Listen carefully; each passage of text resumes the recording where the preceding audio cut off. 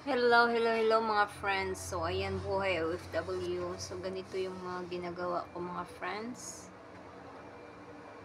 Ayan, nag-iipon na naman tayo ng mga jam para sa ating family.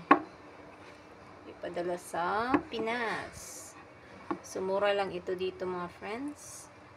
This is strawberry. Hindi lang natin ipakita yung brand niya. This one is blackcurrant. Yung mixed fruit siya.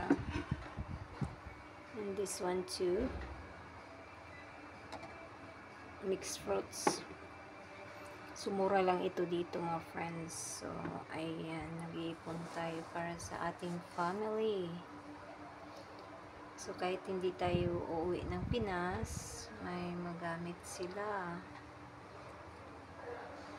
Ganyan ang aming buhay, OFW. So, thanks for watching!